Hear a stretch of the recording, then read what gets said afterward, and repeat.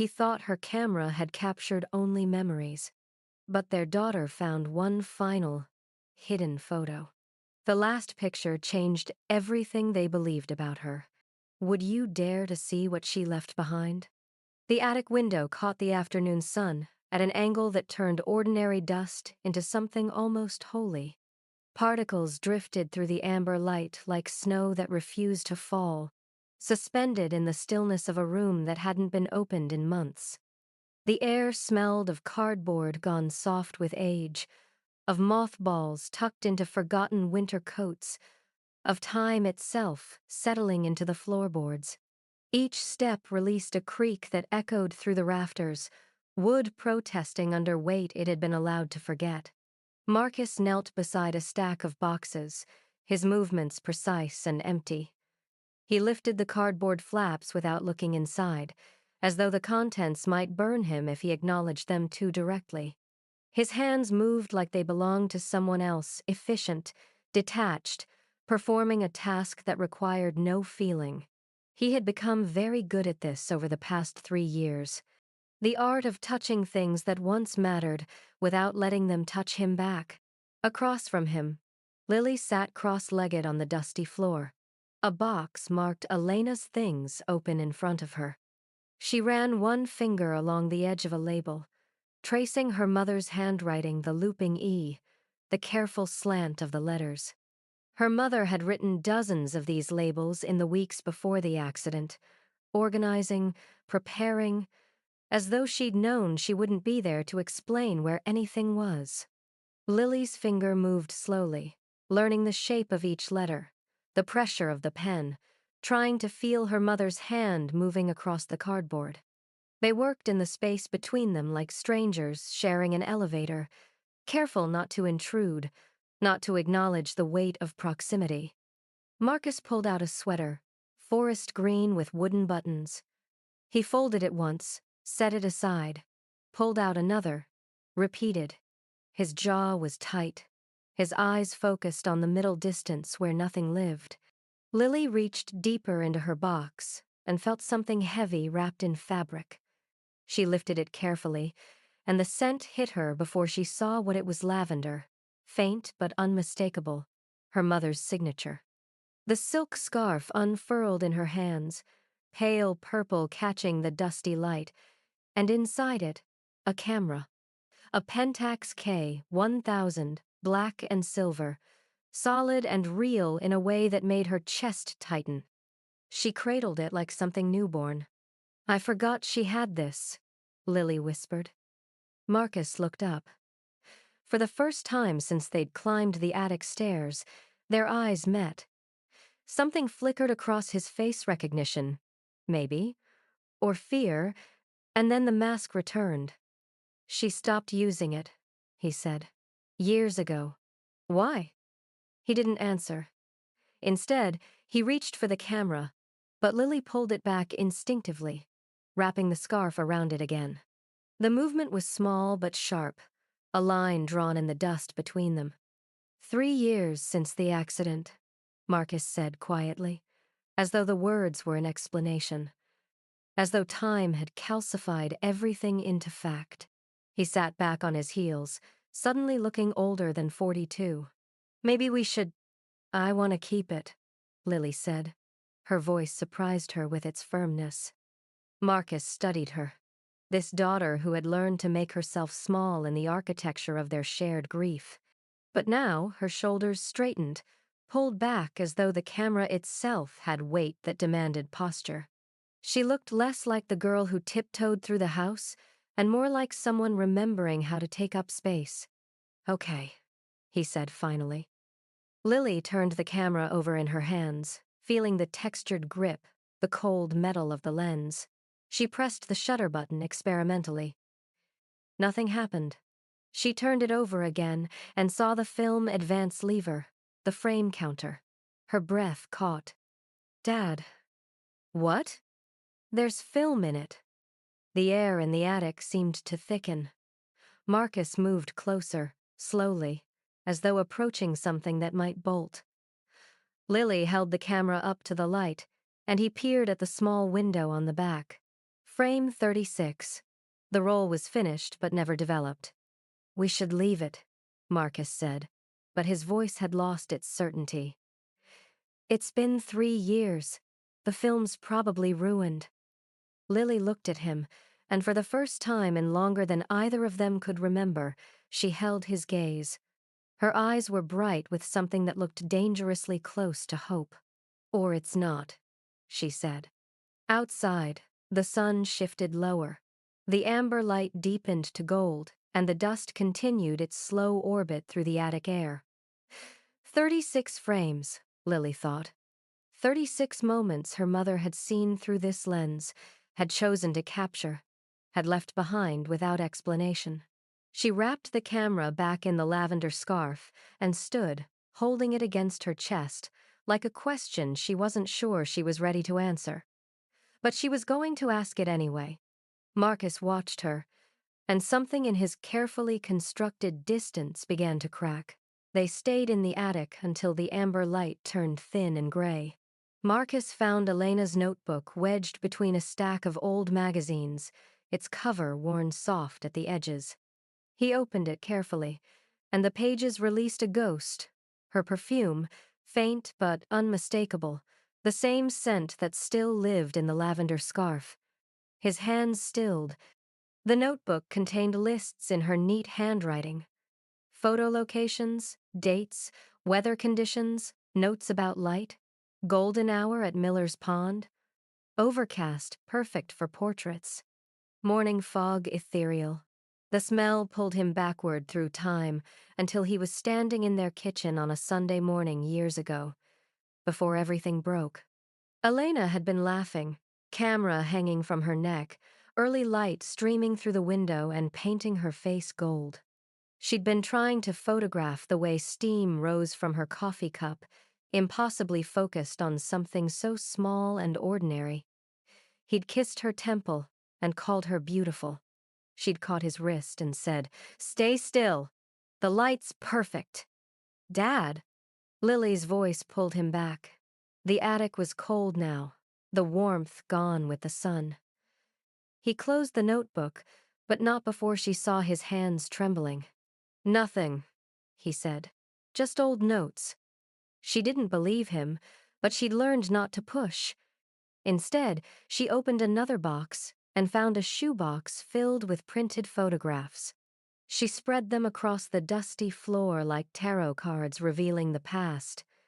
Family portraits from holidays they'd almost forgotten. Lily as a child, gap-toothed and wild-haired, laughing at something beyond the frame. Nature shots, autumn leaves backlit until they glowed, a spider's web heavy with morning dew, the lake at sunset turning the color of copper. She was really good, Lily whispered, studying a photo of herself at maybe 6 years old, caught mid-spin in their backyard. Her dress a blur of motion, her face pure joy. "She used to say she wasn't taking pictures," Marcus said, his voice rough with disuse. "She said she was capturing light." Lily looked up at him, and for a moment, something passed between them that felt almost like conversation. Almost like the language they'd spoken before grief made them mute. "Why did she stop taking pictures the last few months?" Lily asked. Her voice cracked on the word months, grief making even simple questions difficult. Marcus turned away, focusing on folding a sweater that didn't need folding. His hands moved faster, creasing and recreasing the fabric. "I don't know. She got busy with work. Things were complicated." It was a lie, or at least not the whole truth, and they both knew it.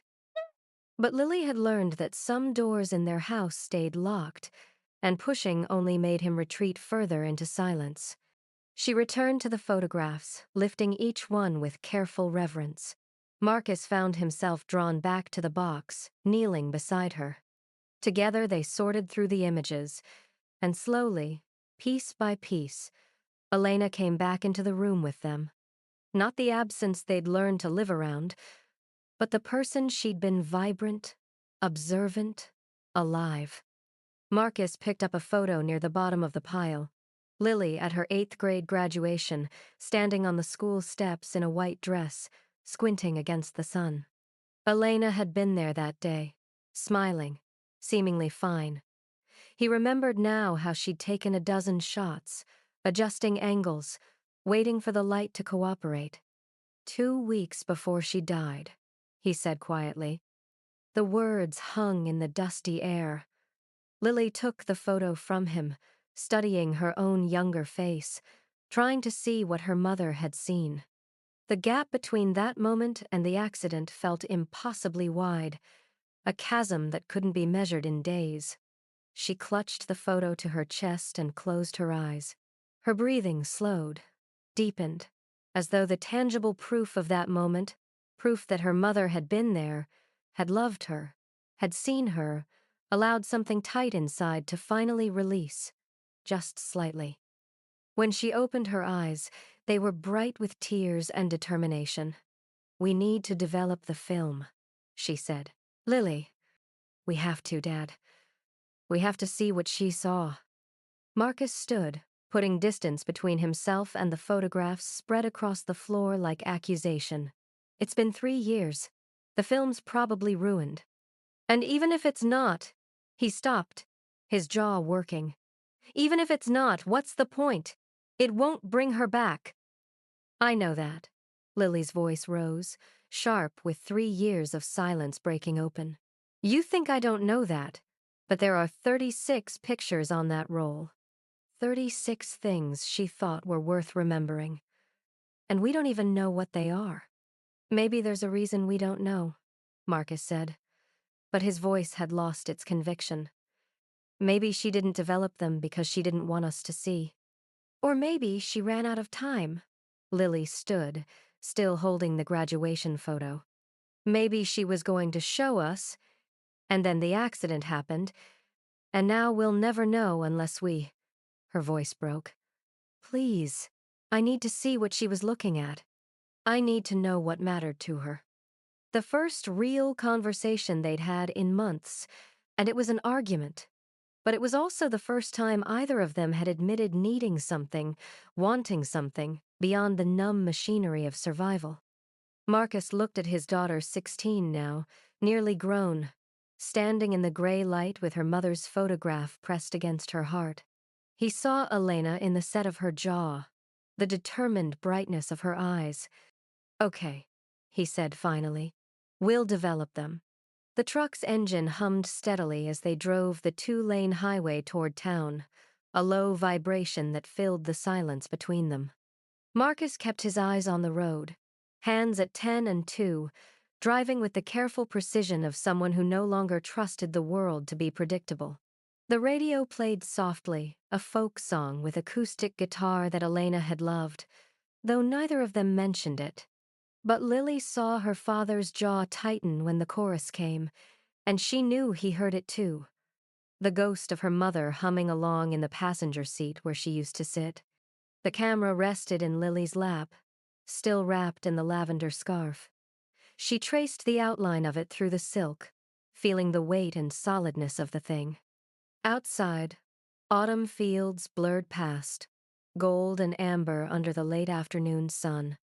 The light looked like honey poured across the landscape, and she wondered if this was the kind of light her mother had spent her life chasing.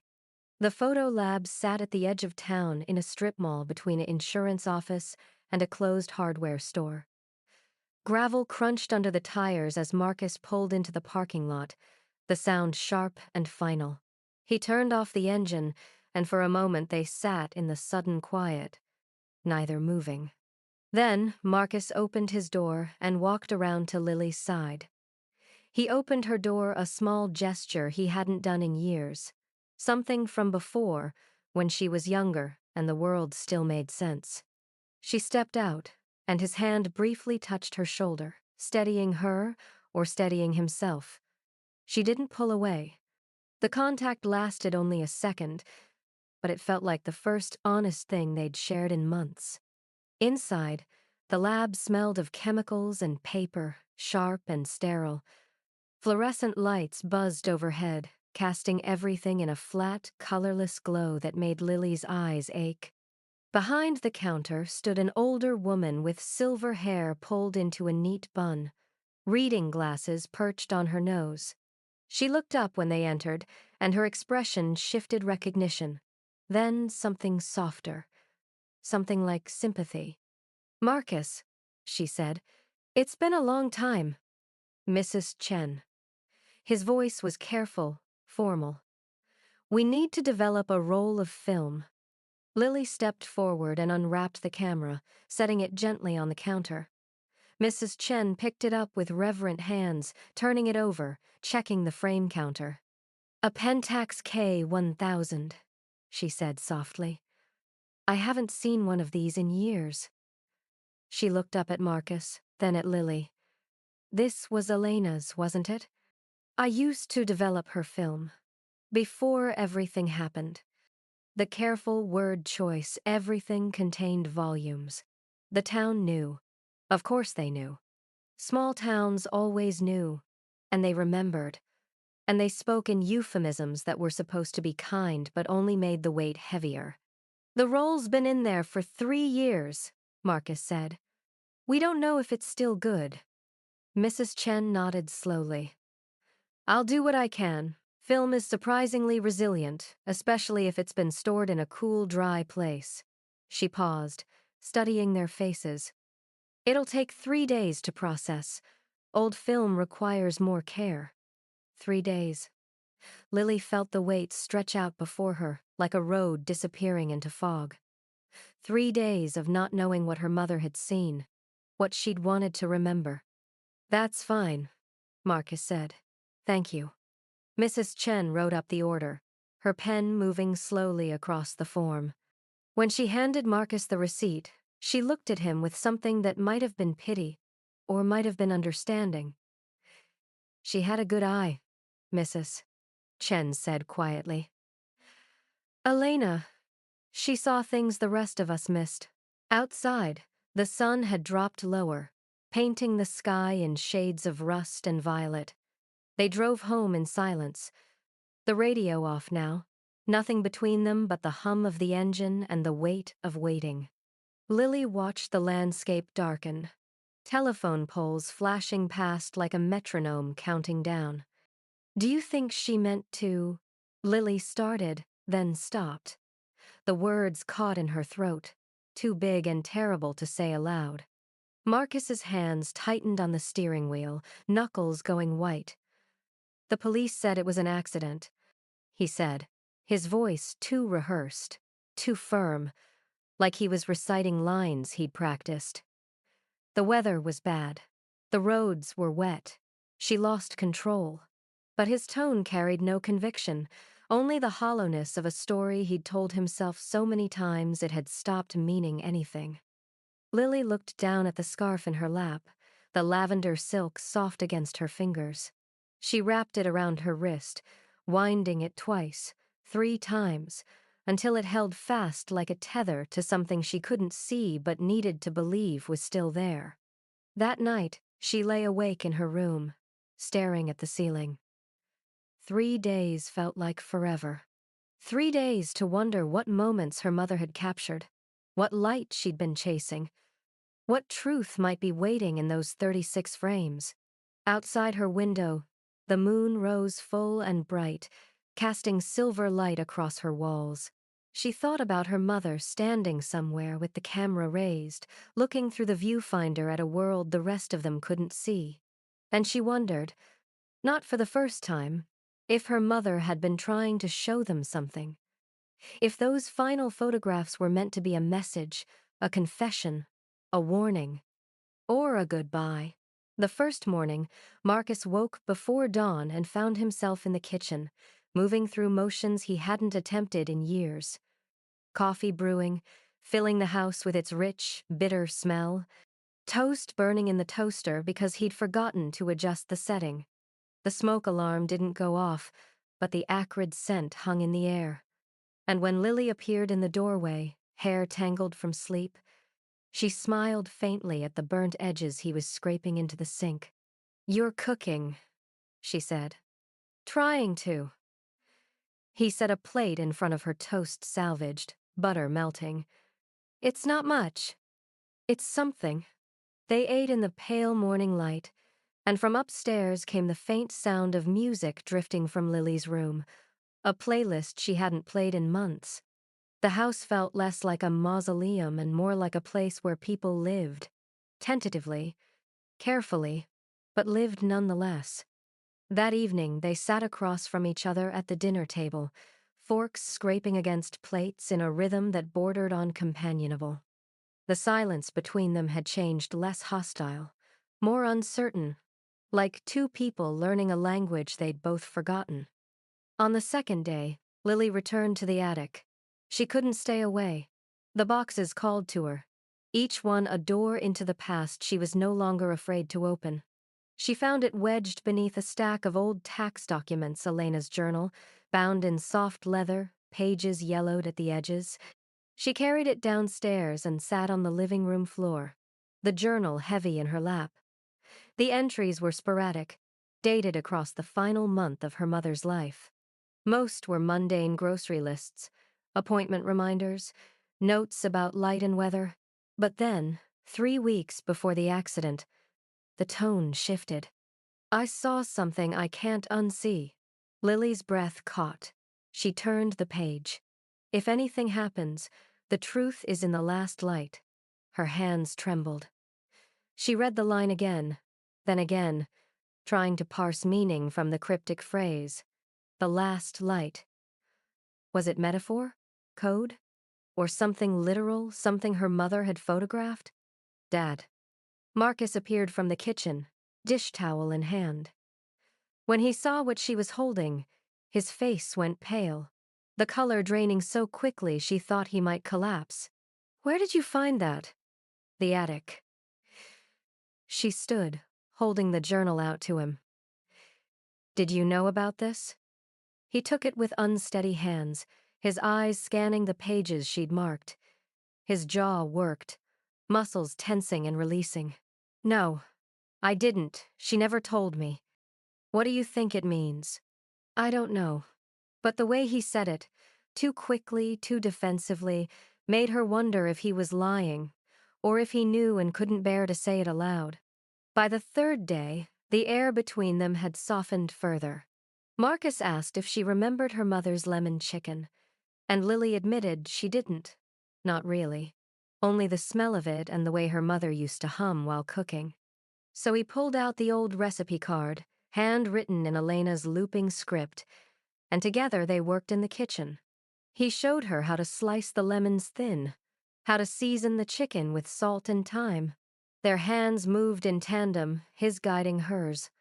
Muscle memory of shared grief beginning to translate into something else, shared presence. Lily felt tears on her cheeks but didn't wipe them away. Marcus saw but said nothing, only squeezed her shoulder briefly before returning to the stove. That night, after they'd eaten and cleaned the dishes side by side, Lily stood at the base of the stairs and looked up at her father. Tomorrow we pick up the photos, she said. Marcus nodded. He moved to the doorway of her room the first time he'd stood there since Elena died, and leaned against the frame, arms crossed, trying to look casual and failing. Whatever's on that roll, he said, his voice wavering but holding. We face it together. She nodded, throat too tight for words. Before bed, she placed the lavender scarf on her pillow, smoothing it out like a talisman. It no longer represented just loss. It had become something else, evidence of her mother's presence, a reminder that seeking truth required courage, and courage required belief that truth mattered more than comfort. That night, they both dreamed. Marcus saw Elena standing in fog, her figure half dissolved in the gray. She held the camera to her eye, lens aimed at something he couldn't see, and when he called her name, she lowered it slowly and looked at him with an expression he couldn't read. Sorrow, perhaps, or warning. Then the fog closed around her and she was gone. Lily dreamed of a photograph developing in a dark room she'd never been in. The image emerged slowly, shadows resolving into shapes, and then light burst from the paper, white and blinding. too bright to see clearly, but carrying with it a feeling she couldn't name. Not fear, exactly. Recognition. She woke, gasping, the scarf clutched in her fist, and lay in the dark listening to the house settle around her. Tomorrow they would know. Tomorrow the 36 frames would become visible. And whatever her mother had seen through that lens, whatever truth she'd captured in the last light, would finally emerge from 3 years of darkness. Lily closed her eyes and tried to slow her racing heart. Somewhere in the house, her father was awake too. She could feel it, the shared insomnia of two people standing at the edge of knowing. Outside, clouds moved across the moon, casting shifting shadows through her window. She thought of her mother's phrase, "The truth is in the last light," and wondered what light her mother had meant. Dawn, dusk, or the final exposure on a roll of film that had waited 3 years to be seen. The fluorescent lights buzzed overhead like trapped insects, filling the photo lab with a sound that seemed to press against Lily's temples. The smell of chemical developer hung in the air, sharp and metallic, coating the back of her throat. Mrs.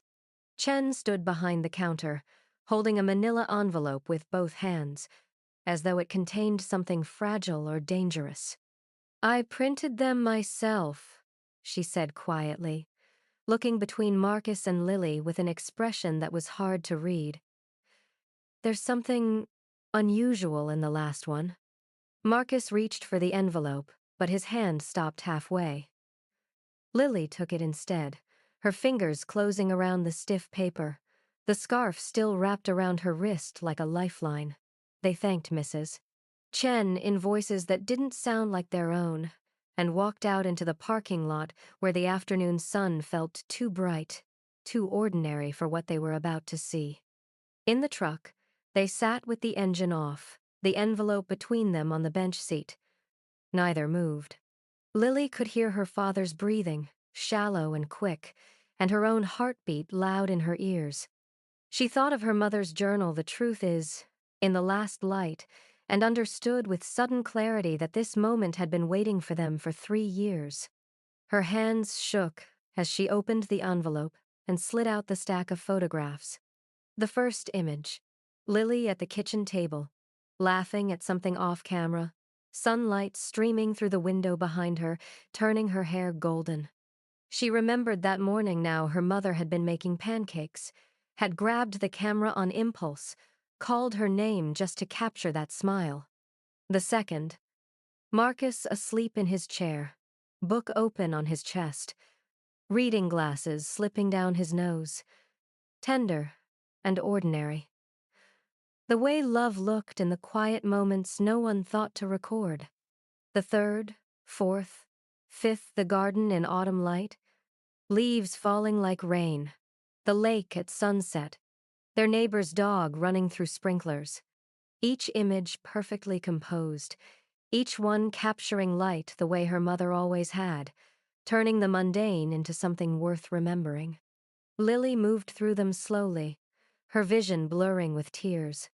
These were the last things her mother had seen and chosen to preserve. These small, beautiful moments that added up to a life. And then she reached the final photograph. The world seemed to tilt. Elena in the car, parked on a roadside, dusk light washing everything in shades of amber and shadow. She held the camera at arm's length, taking a self-portrait, her face turned slightly toward the lens. But her expression, it wasn't the calm, composed look Lily remembered. It was terror, raw and undeniable. And in the rear window reflection, caught perfectly in the glass, another car. Headlights blazing white against the gathering, dark, impossibly close, as though it had pulled up directly behind her. Close enough that there was no question it was deliberate. Close enough to be a threat. In the bottom corner, the camera's timestamp glowed faintly. 7:43 p.m. The exact time of the accident. Marcus's hands dropped.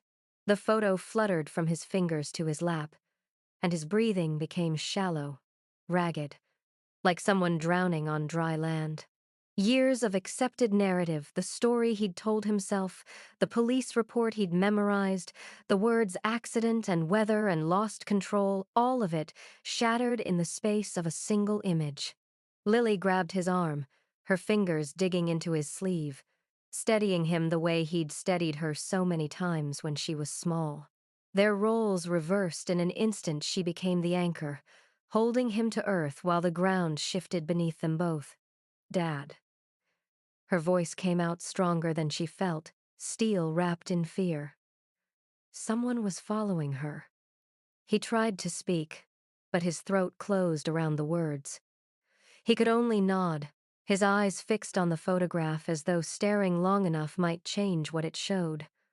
But the image didn't shift. Elena's terrified face, the headlights in the reflection, the timestamp that proved this wasn't paranoia or coincidence but evidence. The word accident dissolved between them, exposed as the lie it had always been. The world outside the truck went silent. No birdsong, no passing cars, no wind. Only the two of them and the photograph and Elena's eyes staring out across time, offering proof she'd somehow known they might need. Proof that in her final moments, she'd been aware enough to document what was happening, to leave them the truth in the last light. Lily picked up the photo with trembling hands. Her mother's face looked back at her, not the soft, laughing woman from the earlier images, but someone terrified and trying desperately to survive. Trying to leave evidence. A message. This wasn't an accident. Someone did this to me. Marcus finally found his voice, broken and small. I should have known. I should have. You couldn't have. Lily's words were firm, though her whole body shook. She didn't tell us. She was protecting us. He turned to her, tears streaming down his face. 3 years of grief and guilt and unanswered questions breaking open all at once. What do we do? Lily looked down at the photograph, at her mother's terrified eyes, at the headlights blazing in the reflection. She thought of the journal entry. I saw something I can't unsee, and understood now that her mother had been in danger, had known it, and had tried to leave proof behind. We finish what she started, Lily said quietly. We find out who was in that car. The silence that followed was heavy and absolute, filled with the weight of 3 years of wrong answers and the terrible knowledge that the truth had been waiting all along, hidden on a roll of film her mother had left behind like a last, desperate gift. Outside, the sun continued its slow descent, painting the sky in shades of rust and gold, the same light her mother had spent her life chasing, the same light that had finally, impossibly, revealed the truth she'd died protecting. Over the next week, their house transformed into something between a detective's office and a memorial. Marcus pulled Elena's laptop from storage, the battery dead, the screen dusty. When he plugged it in and it hummed to life, Lily stood behind him, watching the familiar login screen appear, her mother's handwriting in the password hint, "Where light lives." Lily typed it without hesitation. Everywhere. The desktop opened to folders labeled by date and subject. Elena had been meticulous, organized in a way that suggested she'd known someone might need to retrace her steps. Lily combed through encrypted files, fingers moving with practiced confidence her mother had taught her the basics years ago, saying everyone should know how to protect their privacy. At the time, it had seemed like paranoid caution. Now it felt like preparation. They found the article 3 folders deep, a printed piece about embezzled town funds, annotated in Elena's neat handwriting. Lily's fingers traced the margins where her mother had written names, drawn arrows connecting officials to shell companies, circled dollar amounts that didn't add up. The paper felt thin and fragile, but the words were damning. Marcus discovered the emails in a folder marked simply evidence, unsigned, clinical, the language cold and precise. Drop the story or your family pays. You have 1 week to decide what matters more, the truth or their safety. The timestamp placed it 4 days before the accident. His hands balled into fists, knuckles going white. For 3 years, he'd carried grief like a stone in his chest, heavy, immovable, shapeless. Now it was transmuting into something sharper. Anger, purpose. The clarity that came from finally understanding that his wife hadn't left him through carelessness or fate but through violence, through someone's deliberate choice to silence her. They gathered everything, the article, the emails, the photograph, Elena's journal, and drove to the sheriff's office. Sheriff Dawson met them in a room that smelled of old coffee and institutional carpet. He'd been the one to close the case, to write accidental on the report, to shake Marcus's hand at the funeral and say the roads had been wet. These things happened.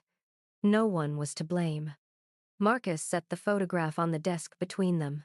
Dawson picked it up, his expression dismissive at first, another grieving family chasing ghosts, unable to accept the randomness of tragedy. But as he studied the image, his face changed. The dismissal faded, replaced by something darker. Disturbance, recognition maybe, that he'd gotten it wrong. The timestamp, Lily said quietly, pointing.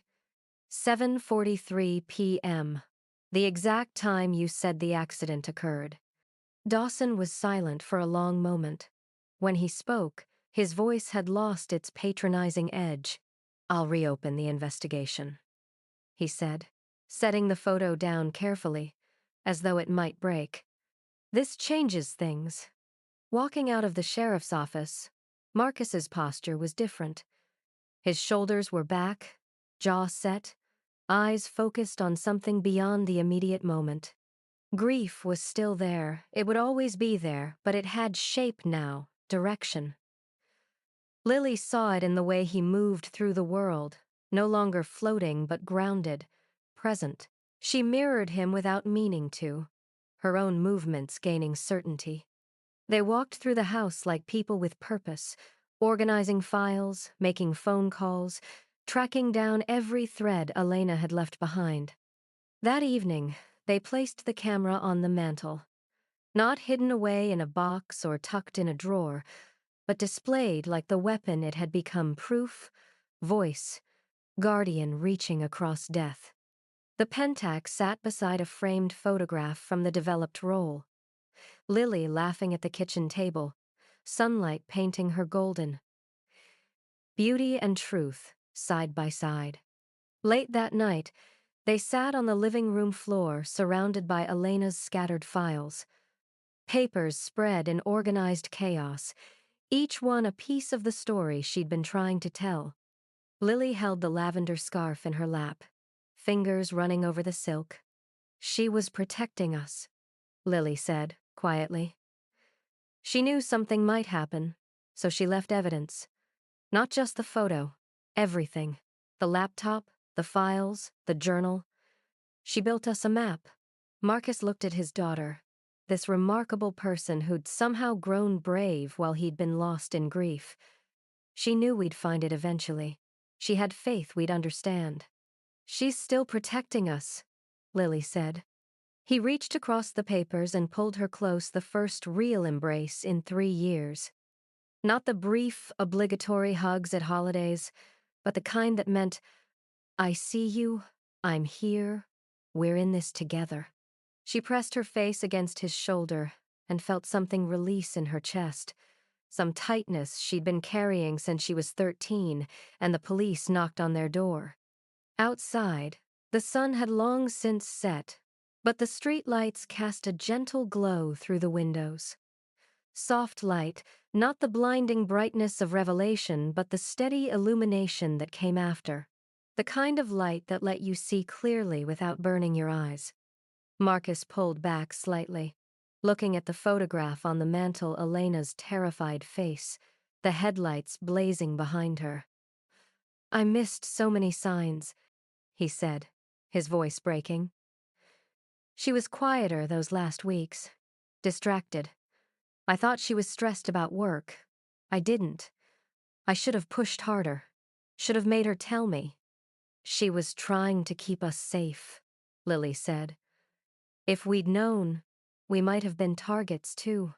He nodded, tears streaming down his face. 3 years of guilt, of wondering what he could have done differently, and his daughter was offering him absolution he didn't deserve but desperately needed. Tomorrow, Lily said. We keep going. We follow every thread until we know everything. Until whoever did this answers for it. Together, Marcus said. Together. They sat in the quiet house, surrounded by evidence of Elena's courage. And for the first time since she died, the silence felt like peace rather than absence. The camera watched over them from the mantel, and somewhere in the scattered files lay the complete truth, waiting to be assembled.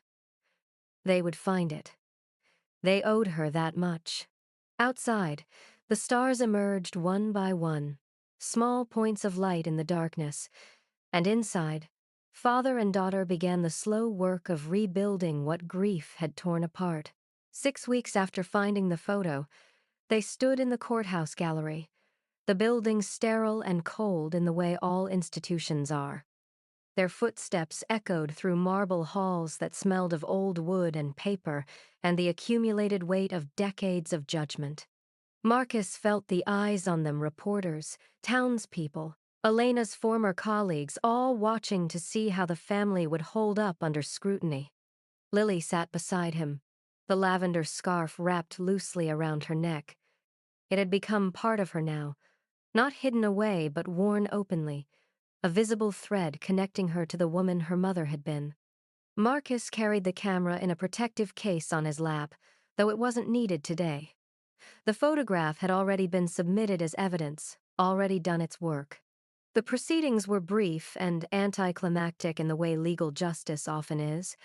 Deputy Mayor Thomas Greer was arrested for conspiracy and obstruction for destroying evidence, for pressuring the initial investigation to close quickly, for protecting the person who had actually been behind the wheel that night. But that person, the driver who had forced Elena off the road, remained at large, a name without a face, a warrant without an arrest. Justice, Marcus understood, watching the deputy mayor led away in handcuffs, was partial. The truth had been confirmed, but not all wounds could close. Some questions would remain unanswered, and he would have to learn to live with that. When it came time for victim impact statements, Marcus stood. His hands were steady as he walked to the podium. For 3 years, grief had been paralyzing a weight that made even breathing difficult. But now, holding Elena's photograph as he faced the courtroom, he felt clarity, purpose. His grief had transmuted into something that honored her rather than buried him. My wife was a journalist, he said, his voice steady and clear. She believed the truth mattered, even when it was dangerous. Especially when it was dangerous. She died because someone decided their secrets were worth more than her life. He paused, looking down at the photograph, Elena's terrified face, the headlights blazing behind her. But she didn't let them win. She left us proof. She left us her courage. And now we're finishing what she started. When he sat down, Lily reached over and squeezed his hand. He squeezed back, and they sat together in the weight of it all, the partial justice, the confirmed truth, the knowledge that they'd done what they could. Outside the courthouse, rain had begun to fall. Not the violent storm of grief, but something gentler, a soft patter against the pavement, the sky crying and releasing at once. Lily turned her face up to it, letting the drops touch her skin. Is this enough? She asked quietly. Marcus looked at the gray sky, at the rain washing the streets clean, at his daughter standing beside him with her mother's scarf around her neck and her mother's courage in her eyes. It's more than we had, he said finally. She gave us the truth. Now we give her the rest we live. Lily nodded, understanding settling over her like the rain. They would never know everything. The driver might never be caught. But they had stopped living in the lie of the accident, and that was enough to let them move forward. They walked to the truck together, neither hurrying, letting the rain soak through their clothes. Marcus opened her door, a gesture that had become habit again, and she climbed in. He set the camera case gently between them on the bench seat. That evening, back home, they hung the remaining photographs from the developed roll on the living room wall. Not hidden in albums, but displayed a gallery of Elena's final vision. Lily laughing. Marcus sleeping. The garden. The lake. Each image a moment she had chosen to preserve. A piece of beauty she'd captured in the midst of fear. The camera remained on the mantel, but it had changed. No longer a relic of death or even a weapon of truth. It had become something simpler, a memory keeper. A reminder that Elena had seen the world through a lens of light even when darkness was closing in. Days later, Marcus found Lily in the kitchen making lemon chicken. She moved through the recipe with practiced confidence now, slicing lemons thin, seasoning the chicken just right. He stood in the doorway watching, and when she looked up, she smiled. "Want to help?" He crossed the room and stood beside her, their hands moving in tandem the way they had weeks ago, but easier now, natural. The grief was still there, it would always be there, but it had made space for other things. Laughter, conversation, the small domestic rituals that made a house feel like home. "Mom would have liked this," Lily said softly, arranging lemon slices on the chicken. "Us cooking together, figuring things out." She would have, Marcus agreed. She always said the best moments were the ordinary ones. They worked in companionable silence, and through the window, the afternoon sun broke through the clouds, casting golden light across the kitchen counter, the kind of light Elena had spent her life chasing. The kind that turned ordinary moments into something worth remembering. When the chicken was in the oven, they sat at the table with cups of tea, steam rising between them. The scarf lay across the back of Lily's chair. The camera watched from the mantel. Outside, the world continued its slow turn toward evening. "Thank you," Marcus said suddenly. Lily looked up. "For what?" "For not letting me stay lost. For pulling us both back to the light." She reached across the table and took his hand. "We did it together." And in that moment, sitting in the kitchen where Elena had laughed and cooked and lived, they understood that healing wasn't about forgetting or even about justice. It was about this choosing connection over isolation, choosing to honor the dead by fully inhabiting the lives they'd left behind. The light outside deepened to amber and gold, and inside, father and daughter sat together in the warmth, learning how to be whole again. A year after the trial, autumn returned. The leaves turned gold and copper. The air carried the first bite of cold, and the light slanted through the windows at the same angle it had when everything changed. Marcus and Lily stood at the base of the attic stairs, looking up at the narrow passage they'd once climbed with dread.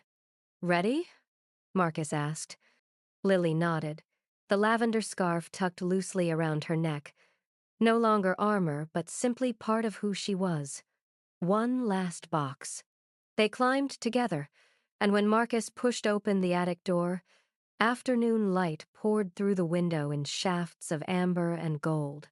But the space felt different now, warm instead of mournful, full of possibility instead of ghosts. From the kitchen below came the smell of cider simmering on the stove.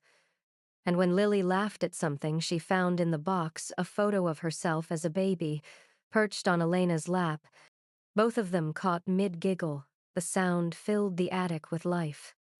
"Look at you," Marcus said, leaning over her shoulder. "You had the same smile." "I still do." She turned the photo over. On the back, in Elena's handwriting, "My light. October 2009. They spent an hour sorting through the last remnants baby clothes Lily had outgrown, report cards from elementary school, a collection of seashells from a beach trip they'd almost forgotten. Each object was a small doorway into the past, but the past no longer felt like a weight. It felt like foundation. When they finished, they carried the box downstairs and set it beside the others in the hall closet. Not hidden away in the attic anymore, but integrated into the architecture of their daily lives.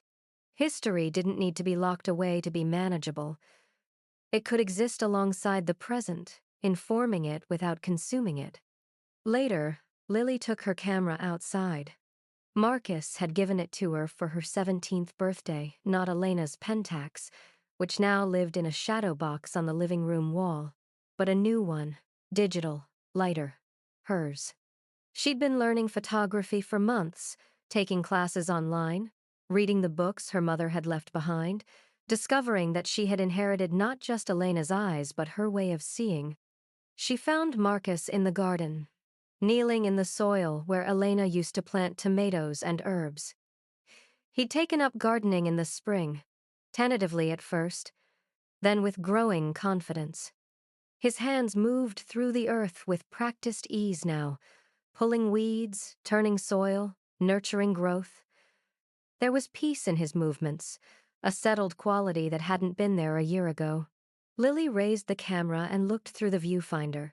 Her father in golden light, autumn leaves falling around him like slow rain, his face calm and focused.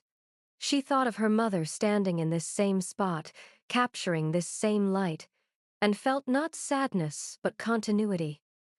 Love passing through generations, carried forward through attention and care. The shutter clicked. Marcus looked up, squinting against the sun. "Did you get it?" "I got it." She lowered the camera and smiled. The light was perfect. Inside, they hung Elena's shadow box in the place of honor it deserved. The Pentax sat mounted against black velvet, the final photograph beside it, her terrified face, the headlights blazing, the timestamp that had changed everything. The lavender scarf draped over the frame's corner, a piece of fabric that had traveled from attic to courtroom to daily life, transforming with each journey. But the shadow box wasn't a memorial to death. It was a celebration of courage, a reminder that Elena had seen danger coming and had refused to be silenced, had left them proof even as the world tried to bury the truth. The camera had become her voice, reaching across time, and now it watched over them not as a haunting but as a blessing. That evening, they stood together at the living room window, watching the sun sink below the horizon. The sky turned shades of rust and violet, the same colors Elena had loved to photograph. Marcus's arm rested across Lily's shoulders, and she leaned into him, both of them comfortable in the silence that had once been unbearable. "Do you think she knew we'd be okay?" Lily asked softly. Marcus considered the question, looking out at the fading light. "I think she knew we'd find each other again. That's why she left the proof, not just for justice, but to bring us back. She knew grief could destroy us, or it could show us what mattered. And what matters? This," he squeezed her shoulder gently. "Being here, together, living the life she wanted us to have." Lily nodded, understanding settling over her like the dusk. Her mother was gone, and that would always hurt, but she wasn't lost. She lived in the photographs, in the garden, in the way Lily saw light, and the way Marcus had learned to nurture growth. She lived in the courage they'd found to seek truth, and in the connection they'd rebuilt from the wreckage of grief. The light outside deepened, and Lily lifted her camera one more time. She captured the window, the fading sky, her father's profile silhouetted against the glass. When she lowered it, she saw their reflection, two figures standing together, and in the glass's layered transparency, almost like a third presence, the shadow of the woman who had brought them here. Life, memory, and love overlapping in the space between what was and what is. Grief, Lily understood, wasn't an ending. It was a way of seeing, a lens through which the past and present merged, teaching you that loss and love were inseparable, that the people you mourned never truly left because they lived in the light you learned to see by. Her mother had spent her life capturing light, and now Lily was learning to do the same, not to hold on to the past, but to honor it by fully inhabiting the present. The shutter clicked one final time, and the light remained. Grief doesn't erase love, it transforms it into something you carry forward, like light filtering through memory. The people we lose remain with us, not as ghosts haunting the past, but as presence woven into how we see the world, what we choose to protect, and who we become in their absence. Truth-seeking honors the dead not by dwelling on how they left, but by living fully with the courage they showed us.